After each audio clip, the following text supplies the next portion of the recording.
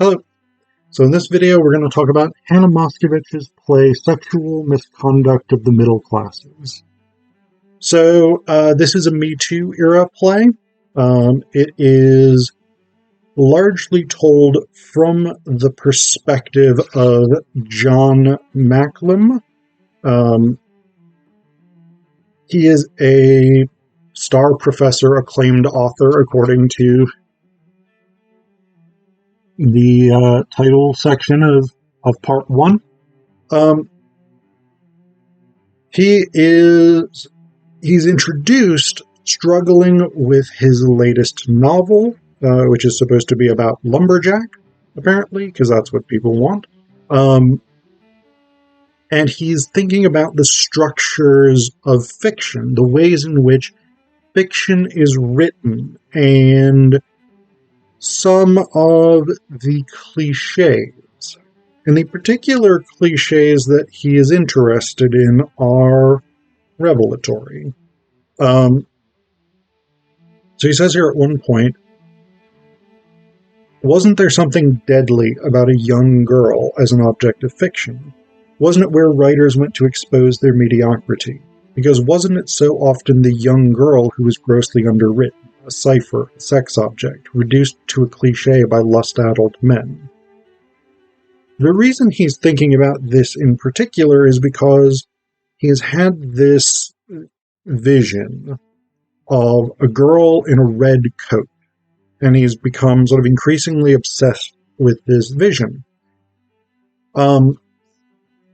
He's also thinking about the way in which he approaches education. And one of the things he says, remember, he's a professor, he's a university professor here, he says. And often this is sort of narrated, right? This isn't... I'd say this is about 60% narration, first-person narration, well, third-person narration. John talking about himself and the way he looks at the world. So the actor or the character of John telling us about himself, third-person narration as though this is a novel.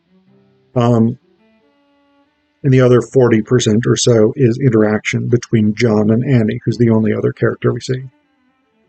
So he says here of himself, he was on the side of the Greeks. Learning is a seduction. Is beat. The erotics of pedagogy. Is beat. That was the sort of thing you couldn't say out loud without getting fired. And so we're clearly getting this setup where what is going to happen for the sort of main plot of the play is telegraphed here. John is, in one way or another, going to have an affair with a young girl, somebody in his class, a student, and that's incredibly problematic. As a university instructor myself, I can tell you, do not do that. That is not a thing to do. So anyway, that is essentially what happens. He sees in his class this girl in a red coat. Her name is Annie, and she, it turns out, lives just down the street from him. She is an aspiring writer herself, and so they end up having an affair. He initially feels guilty about it, but then basically they just sort of fall into this routine of having sex with one another and then going to class and pretending that everything is normal and that that's not going on. John is separated, but not divorced, from his third wife at this point. And the affair ends up being broken off when his wife comes back to him and says that she's pregnant with his baby because he had gone to see her. They were supposed to be discussing the terms of their separation, but they ended up having sex, and she got pregnant, and so now she wants to come back to him and raise the baby together. And so John breaks off the affair with Annie. They then sort of go their separate ways. pretending that it didn't happen, etc., etc. Over the course of time, John kind of follows Annie's career as she emerges as an increasingly well-known writer. And then he is attending a conference in Montreal where he has heard that she now lives. And so he invites her to meet him at this hotel bar to catch up. And what he says here, and this again gives us that context of the Me Too movement and how that shapes the anxieties underlying this play, or more specifically, John Macklem as a character. He says, the social media / Hollywood frenzy around #MeToo had hit. It was 8 months ago now, maybe 10. And his wife had taken to talking cheerily over dinner about how to encapsulate in literature the power of the movement, and he'd had a few agonizing nights of nearly reaching out to Annie, but to say what? Make some unappetizing appeal to her, to confirm that their affair was consensual, even if it had been unprofessional of him to. So we get those elements here. Again, we get John's anxiety about his what he knows to be his own sexual misconduct, even if it wasn't criminal. It was a violation of policy, and it was clearly a situation in which he had substantially more institutional power and authority than she did. And even if he didn't intentionally use that institutional power and authority, it did contribute to her sleeping with him. As she tells him later on when they sort of meet up again. She also tells him when they meet up again that, and this is the big twist sort of at the end, she tells him at the end that she has written a play about them, about their affair, that's going to be staged the next year. And what she says is, and I wrote it from your point of view. There's a pause. John says, why? There's another pause.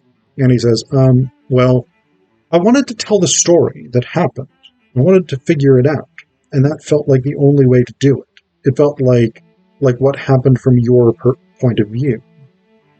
And so again, there's this element of institutional power at work here,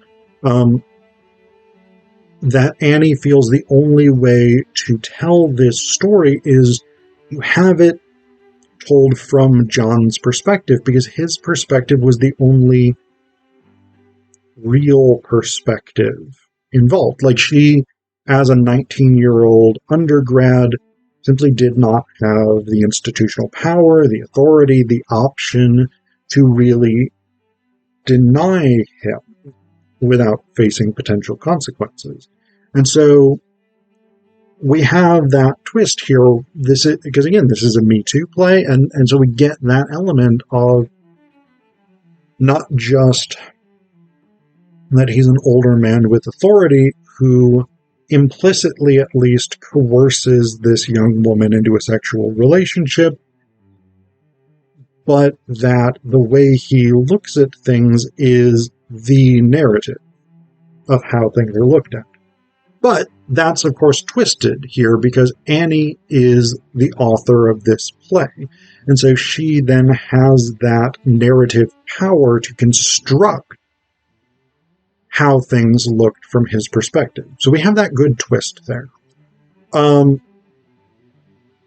other thing in terms of the Me Too element of this, I want to read the playwright's note for future productions, because I think this is an important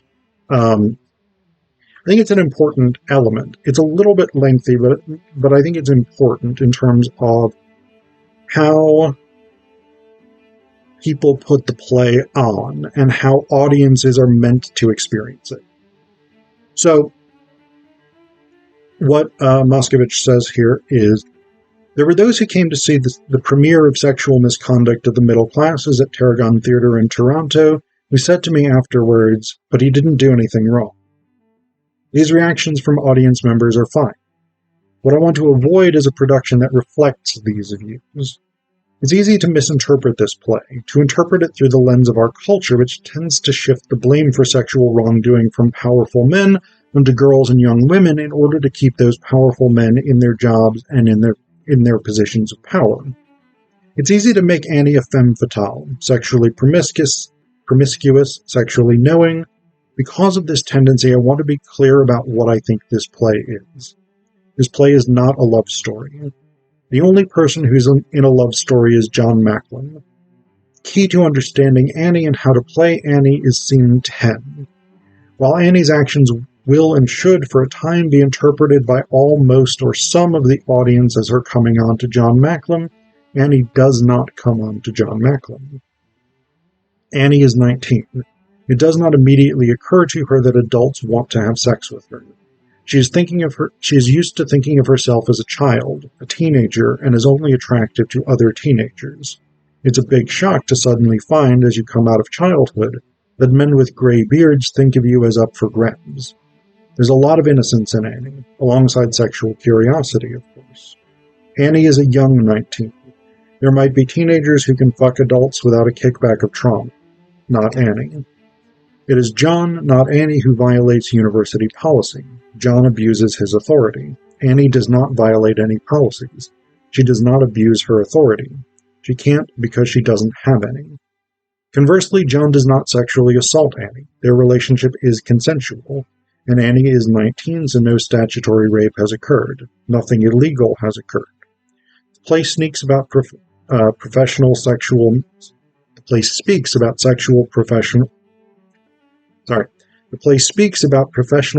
misconduct on John Macklin's part. This play isn't about a nuanced or ambiguous relationship between a 19-year-old and a 42-year-old. This play isn't trying to either refute or add layers of complexity to the Me Too movement. It's about seeing a relationship between a 42-year-old and a 19-year-old in which sexual misconduct occurs through a male perspective and then shifting that perspective to a female one. The audience should not come away from the play thinking this play is saying that sexual misconduct is okay and sometimes 19-year-olds like having sex with 42-year-olds who are in positions of power over them. The audience should or might be shocked when they understand that a character with whom they have been sympathizing, has, in fact, done something bad. That's good. That's okay. That's the point. The sex scenes between John and Annie should be led by John and initiated by John. John is teaching Annie about sexuality. Their sexuality with each other should reflect their imbalance in knowledge about sexuality. John is in his 40s, Annie is 19. She is still learning what normal is. John teaches her what normal is. If sexuality is permitted between them, it's because John permits it. So I think that's a really, really important note in terms of the politics of this play and the way in which it presents power relations, the way in which it presents dynamics, the way in which it sets these two characters and their relationship up.